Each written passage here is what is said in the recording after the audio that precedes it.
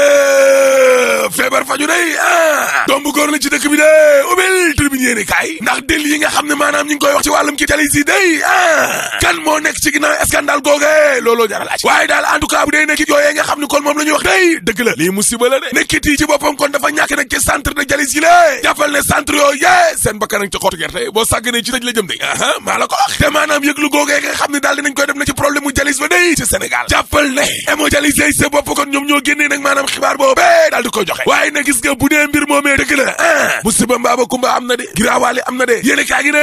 te wàllum ñàkk googee nga xam ne kon moom la ñu yor nag ci wàllum kiti day rupture ga loolee dana tax nag ba am na ci ay hôpitaux yoo xam ne day maanaam gars yi dootuñu leen fajati de déedéet te diwaanu hôpital Dantec gaye mbir moom daanaka léegi amatul daal dinañuy aj nag seen jalis ya suspendre nañ ko mar di tali la ilaha illallah am na ci ay centre yoo xam ne day bu ñu fajee tey du ñu faj ëllëg way samba maa la ko wax dama ne la lii bu dee dëgg la scandale mënu koo weesu laa la wax léegi ko yéene kaay ne gis nga coowal ci yooyee jalis ya tuuma yi nga xam ne kon moom la ñu tuumal na kii di Abdoulaye Diouf Sarr ak Mansour Faye waaw Abdoulaye Diouf Sarr ministre de la santé day te góor gii di Amidou Diallo day moo leen tuumaal Abdoulaye Diouf Sarr ministre de la santé waaw nee na tey nag ma wax leen kon dëgg gi gis ngeen Amidou Diallo moomee di tuumalaate waaw daf ñoo bind ne dafa bëgg nag ñu installé ko ab centre de jalis day ca biir këram way samba waaw ñun tamit ay kilifa la ñu ne ko loolee du ca dal ñoo lànk ñoo bañ parce que condition yi ci boppam wàllum qualité ak wàllum kaaraange di sécurité ca boppam kon amul ca këram di wàllum sécurité góor gi Amidou Diallo yemu ca ndaxte daal dina ñuy bindaat ne dafa bëgg nag générateur ya nga xam ne kon moom la Arabie Saoudi daal di jox Sénégal gi lée ñu daal di ko cay joxas lëf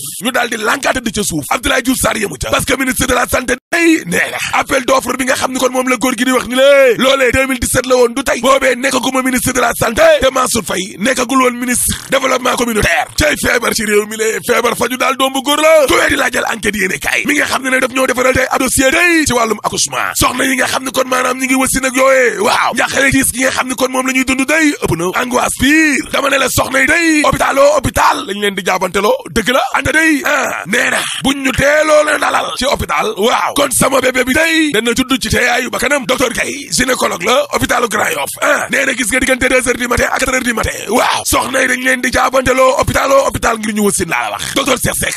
nee na gis nga lii bu nekkoon ci diwaanu Europe waaw ñu baree bari kon denc nañ leen ci kaso bi laa la wax yow te jamono jooje libération yéene kaay nee na gis nga waa FMI day waaw ña ngay tagg Sénégal nag ci lu jëm ci wàllum politique économique wàllum koom-koom laas ne wàllum salaire yi téléphone bi bor bi ICP gi waaw directeur général budget ba day di Moustapha Ba nee na gis nga Sénégal macha allah dund gi nga xam ne kon moom lay dund ni ne tey jilee tarkalla mosu koo dund ci lu jëm ci wàllum koom-koom ak yorin gu baax way samba te moo ne askan wi day da ngay sàkku nag ñu wàññi courant bi ba léegi ni ne laa la wax le quotidien yéene kaay ne taayi leen ko courant bi moom mënuñu koo wàññi loolee mënul ne mar di taal yéene kaay ma jamal jàngi ne waaw parce que yow Sénélec lu tolloo téeméer ak juróom-ñeent fukk ak juróom-ñeent 189 milliards la ko nguur gi yoreel allahu akbar la ilaha illallah te gis nga vérité des prix gi wallaay buñ ko defoon day jëlee courant bi téeméer boo jël ñaar fukk ak juróom-benn lañ ciy yokk laa la wax réew mi quotidien ne waaye sénégalais yëpp léegi seetlu nañu benn mbir ñi nga xam ne maanaam ñoom ñoo ñaxtu daal leader politique yi daal bokkatuñ ci politiciens yi daal léegi seeni kilifa bokkatuñ ci ñuy ñaxtu ñoo lànk daal ñooy wàcc léegi ci mbedd mi te ajuma ji ñu génn tamit réussir nañu seen bari de la mobilisation ba nit ñi génn nañu dëgg la te amul benn kilifay politique boo xam ne kon seeti woon nañ la nga daal di yëkkati sa baaraam teg fa tànk nekkul li ñuy gën di gis daal léegi Sénégal mooy activiste yi rek ñoom Guy Marius Sagna waaw moo taxit avocat bii di maître Moussa Sarr daal dinañ koy élire homme de l'année ñëw ngir ni mu taxawoo ñi nga xam ne kon maanaam ay néew ju doole lañu yéeni kaa gi ne maître Moussa Sarr day waaw raayoom gu rëy googe di distinction bi njabootu si système gi day la ko daal di jaglelee Mbagnick Diop Suus waaw nee na gis nga maître Moussa Sarr kilifa gu mag la tanoor la ci ëttu àttekat bi baro bi dëgg la vox populi ne maître Alioune Badara Cissé day waaw daal dinay sàkku nag ci président Macky Sall mi la ngir mu dalal waa ñoo lànk ñoo bañ courant bi waaw maître Alioune Badara Cissé ci enquête yéene kaay ne waa ñoo lànk kay pare nañu ngir toog ak président Macky Sall waaw waa Grand Place nee nañu dàq bi nga xam ne dàq na ko nag Sori Kaba ak Moustapha Diakhaté moom Macky Sall ci 3e mandat bi wax maître Alioune Badara Cissé day nee na d'accorduma de bokkuma gis-gis ak Macky Sall ci dàq yooyee maître Alioune Badara Cissé ci la quotidien yéene kaay waaw nee na man bëgguma nekk ab candidat woo xam ni day Macky Sall may jox tànnal ma boppam déedéet direct news nee na bu fi Macky Sall jógee kan moo koy wut dauphin ba waaw Macky Sall daal lëndëmal lépp carte gi la jaxase dara leerul président Houphouët-Boigny bu Côte d'Ivoire daan na wax naan gis nga abawle waaw waruloo xam kan moo koy wutu Abdou Diouf nag doon na parti socialiste bi day dane woon muy taw wala muy naaj par force Ousmane Tanor Dieng laa koy jox Abdoulaye Wade moom la ko sànq wàllum wàllum geño gi doom jax ma ne la geño gee ko sànk laa la wax Mame Boye Diao ci tribune yéene kaay waaw nee na xam nga réew mi météo geeg làmbatu gi yaakaar naa foog naa looloo ko yàq te nag ci ay kilifa lay jóge di ay personnalité Mame Boye Diao yemu ca ndaxte nee na li ñuy wax ci bor bi yëpp du dëkk loolee amul jéego bi nga xam ne kon Sénégal def na ko ci wàllum koom-koom day impôt baa ngi ni lée douane baa ngi ni lée dajale nañu ñaari junni ci ay milliards la ilaha illallah looloo tax ba wàllu bor beeg fay salaire yeeg yëpp mën a ne lii lay dëkk Mame Boye Diao mooy wax samay kàddu de évidence yéene kaay ne tournée ba waa GIR doon amal ca Ziguinchor waaw ña ngi fay takk nag ay réalisation président Macky Sall ca jamono joo xam ne waa APR ña ngay tournée day exclusive yéene kaay nee na tournée politique ba Ousmane Sonko doon def moom Sonko dañ koo dàqee ca bët gànnaaru réew mi way samba bu ñu demee nag ba commandant zone militaire ba ak commissaire ba waaw di dox nag ci kaw mbooloo Pastef fi lé Ousmane Sonko doy na waar libération yéene kaay ne mairie bu Touba day waaw musiba baa ngay yokk de grand place waa mairie ba day weeti nañu ba tëri ca suuf parce que Babacar Niang conseil municipal la nee na ñi dee li nekkoon suñu yéene mooy tabax fi ñaari poste de santé corbillard ak ay moto pompe ngir waajal nawet bi lé balaa màggal gee dikk lii moo ñu ci dugal waaye projet yooyu yëpp teg nañ ko ca suuf ndax ARMP waaw critique yéene kaay ne atawu président Lamine Diack ba day tey la ca Paris ñeenti atu yàlla kon ginnaaw ay enquête source année rek la song di track boo xam ni kon song nañ leen ko 2013 ak li gi ni lée tey la ata bi di door ca Paris la France allahu akbar Serigne Abdou Karim Mbacké day ci Vox Populi waaw nee na nguuru Sénégal gi ci boppam kon dafa war a taxaw président Lamine Diack dëgg la Sud Quotidien ne coppite ba day ca conseil de sécurité Nations Unies waaw Afrique yëkkati nañ seen kàddu de Le Soleil yéene kaay ne li Afrique bëgg tey waaw mooy ñaari siège permanent loolu lay dëgg laaste rentrée politique ca Ndar géegale Mary Teuw Niane waaw daal dinay xam le ne kon candidat la ca mairie Ndar ñëw Le Quotidien yéene kaay ne élection mairie yooyee waaw jigéen ñi nga xam ne ñoo nekk ci APR day li ñu bëgg waaw mooy defante góor ñi bam tere bi ci mairie fu laaj jaay Dakar de lu ko mooy ma ñam jeexal ko Les Échos yéene kaay ne district bu Yeumbeul Nord day waaw médecin cardiologue ba day moo sàcc tale ba mar tey la ilaha illallah écran plat ba nekkoon ca salle de kay ba day la ne coppe dem installé ko këram way samba ii de la waaw nee na daa bëggoon a yóbbu écran plat ba day ca clinique am bu bees ba muy def ca Kër Massar way samba moom médecin cardiologue ba ñu teg ko loxo ginnaaw ga lañ ko bàyyi ndax ay pression tar yu jóge ca kaw kilifa way samba way samba waaye nag ak lu waa nguur gi mën a sàcc waaw nañ xam ne suul gaz du ko tere xeeñ te troisième mandat xëju fi boo paree mën leen a tëjal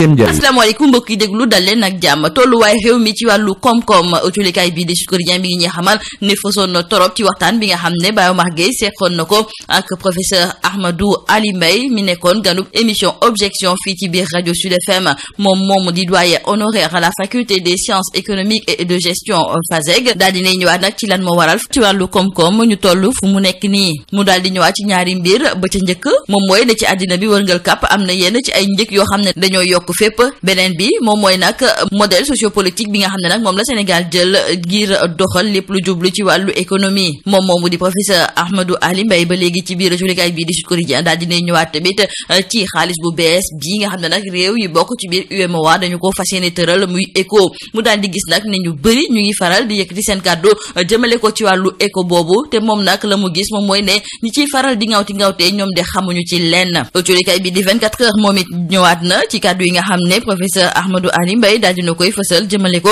ci wàllu koom mu ñëwaat nag ci dundu gu seer gi ñëw tamit ci yenn ci ay xeexoo yoo xam ne ci wàllu koom dañ koy gis ci diggante États-Unis ak Chine ak tamit secteur informel na muy doxee nag fii ci mim réew desandi ak julikaay bii di Sud Quotidien nat mi ngi ñuy xamal ne démb amoon na ab ndaje boo xam ne nag dafa daal di dajale woon ñi nga xam ne ñoom ñooy ay hauts fonctionnaires ambassadeurs et représentants permanents accrédités ca Addis Abeba ak tamit ca New York ngir waajal nag tey ji juróom-ñetteeli session ministérielle du comité des 10 chefs d'État et de gouvernement bu Union africaine ñu war a wax nag jëmale ko ci coppite yi ñu bëgg ñu indi ci conseil de sécurité des Nations Unies loolu sax moom moo tax boo colikaay bi di Sud Quotidien du ñu xamal ne démb dëkk yi bokk ci biir Afrique te bokk ca ONU ñoom nag la ñu daal di xamle moom mooy ne bëgg nañu nag ñu yokk seen gëdd ci biir kuréel googu ci noonu sax la ñu daal di xamle ne bëgg nañu ñaari siège permanent ak tamit droit de veto foofu nga xam ne moom mooy ca conseil de sécurité de l'ONU ak tamit yeneen ñaari siège yoo xam ne duñu nekk ay siège permanent autolikaay bi di Le Soleil nañu dem joriñ gi di Amadou Ba di ministre des affaires étrangères moom moo yore woon kàddu dëkk yi nekk fii ci biir Afrique te bokk ca ONU autolikaay bi di Libération moom nag di ñëwaat ci wàllu mairie bu Touba mosquée ndaxte foofu nag am na yenn ci ay njuuj njaaj yoo xam ne dañu ko nemmeeku ci ay marché autolikaay bi di Libération duñu xamal ne ñoom ñoo fësaloon nag ne waa ARMP ci marché yooyu nga xam ne nag dañ ko doon amal ca mairie bu Touba mosquée ñoom daal dinañu koy gantal daal daal di dakkal nag marché yooyu. Autolikaay bi di Libération duñu xamal ne démb la mairie bi nag doon daje ak taskatu xibaar yi ngir daal di xamle ne ñoom la ñu leen di tuumaal defuñu ci lenn, wante suñu naataango yi ñu ngi ñuy xamal ne am na yeneen ñaari marché yoo xam ne it daal di nañuy nemmeeku nañu ko amale jaarul yoon. Coow lu rëy am na nag ci wàllu kit de dialyse yi. Autolikaay bi di Tribune duñu xamal ne ki nga xam ne nag moom moo jiite association des hémodialysés moom moomu di Amidou Diallo moom de ma nga yëkkati ay kàddu tuuma di ko teg ci ndoddu kii nga xam ne nag moom mooy jëriñ ku ñu dénk wàllu wér-gi-yaram di Abdoulaye Diouf Sarr ak tamit ministre Mansour Faye. Wante ci biir Autolikaay bi di Les Échos jëriñ ku ñu dénk wàllu wér-gi-yaram di Abdoulaye Diouf Sarr ma ngay weddi tuuma yi ñu teg ca ndoddam. Moom sax fi mu nekk ni la mu gëm moom mooy ne kii di Amidou Diallo moom ab chantage lay def jëmale ko ci ñoom, ndaxte daal am na yenn ci ay mbir yoo xam ne daf koo bëggoon ministère de la santé daal di ciy teg tànkam. Loolu nag moom moo tax muy yëkkati ay kàddu nag ngir yàq seen der. Lamine Diack Autolikaay bi di Critique mi ngi ñuy xamal ne moom ak ñeneen ñi nga xam ne nag dañu leen joxoñ baaraamu tuuma ci mbirum guerre fa li nga xam ne nag moom mooy ca I2AF tey jii nag dina jàkkaarloo ak 32e chambre bu tribunal correctionnel de Paris. Autolikaay bi di Critique nañu nag Lamine Diack dina fa wéet ndaxte doomam bi di Massata Diack de maître Moussa Sarr moom moo ko fa nar a teewal. ci wàllu lamb tey jii Autolikaay bi di sunu lamb di laajte nag ndax combat bi ñuy xaar ci diggante Modou Lo ak Ama Baldé sax ndax dinañu ko amal wala bokk nañu koy dàq ba jëmi jamono. li am ba des daal moom mooy ne ñuy liggéey ak kii di Luc Nicolaï ñoom de fu mu nekk ni xamuguñu ndax waaw am déet combat boobu dinañu ko taxawal am déet. jeexalee ko nag ak suñu naataango yooyu Autolikaay bi di Vox Populi di ñëw nag ci biir bu doy waar bu xewee démb fa li nga xam ne moom mooy ca marché Njaareem nekk ca Géejawaay. foofu nag benn tailleur de moom moo fa jam paaka nag ab ude ba mu mujjee ñàkk ba kenam. Autolikaay bi di Vox Populi ni sax li leen jotalee moom lu ñàkk fayda la, wante ki nga xam ne de moom mooy tailleur bi ba mu defee ñawteefam googu dafa daal di ne fes ne menteng, wante fu mu nekk ni nag police ñu ngi koy wër fépp ngir war kaa mën a teg loxo. lii moo nekkoon mboxtulikat yi di gën a fës ci biir Autolikaay yi ñu leen di ñaanal ñattulu ba sa jàmm. Mesdames et messieurs, bonjour. La situation actuelle de l'économie sénégalaise marquée par une cherté de la vie due à une hausse des prix de certains produits. Le sujet a été largement débattu lors de l'émission Objection de la radio Sud FM. Le professeur Ahmadou Ali Mbaye, qui était l'invité de Bayo Margueye, déclare qu'au sujet des causes profondes les plus immédiates, qu'elles sont liées à la conjoncture des variations des prix, notamment le coût du pétrole et le coût du dollar par rapport à l'euro auquel notre monnaie est rattachée. Poursuivant son propos, il ajoute enfin au sujet des causes profondes que ces dernières sont liées au modèle socio-politique au Sénégal. Et se prononçant sur le débat en cours concernant la nouvelle monnaie de la CEDEAO ECO,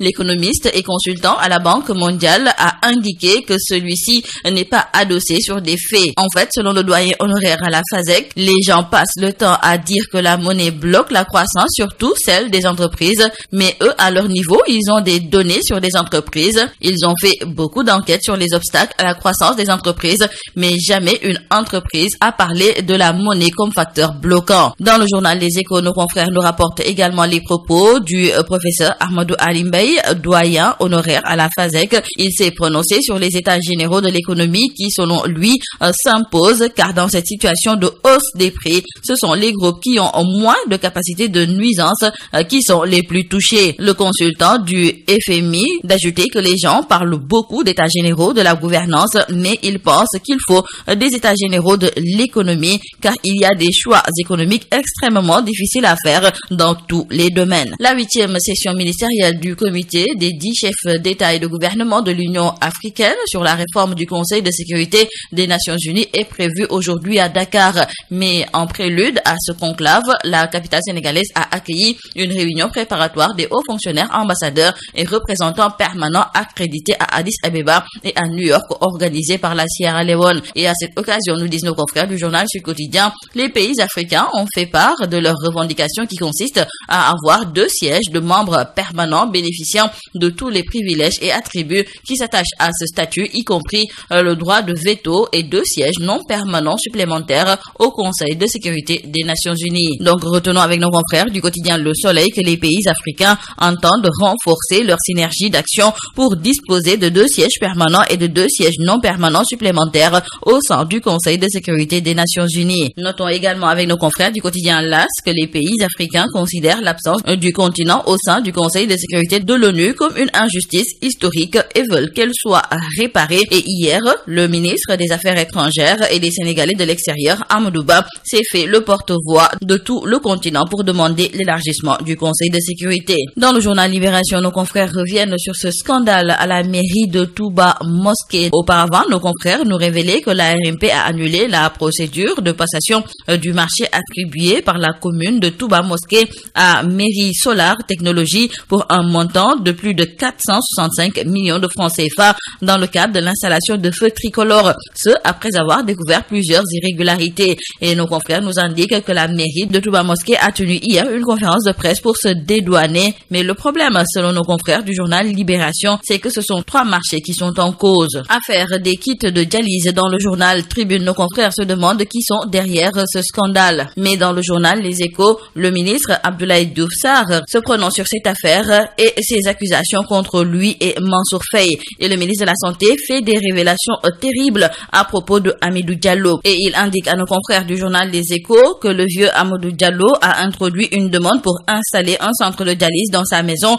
et le ministère a refusé en toute responsabilité parce que ça n'offrait pas la qualité et les conditions de sécurité requises. Il a aussi demandé qu'on lui donne une partie des générateurs que l'Arabie Saoudite a offerts au Sénégal. Le ministère a encore refusé et donc selon lui, M. Diallo fait du chantage déguisé. Parlons à présent avec nos confrères du journal Critique du procès de Lamine Diack et compagnie. L'ancien président de l'I2AF, Lamine Diack, son ancien conseiller juridique Habib Cissé et l'ancien responsable de la lutte antidopage Gabriel Dolé feront face lundi devant la 32e chambre du tribunal correctionnel de Paris dans ce qu'il convient de qualifier de scandale de l'athlétisme mondial. Et nous terminons par nos confrères du journal Vox Populi qui reviennent sur cette bagarre mortelle au marché Ndiarème de Guédiawaye. Un tailleur, nous disons confrères de Vox Populi, a poignardé le cordonnier suite à une petite altercation. Et ce dernier a succombé à ses blessures lors de son évacuation par des moyens de fortune vers l'hôpital Roi-Baudouin de Guédiawaye. Et selon nos confrères du journal Vox Populi,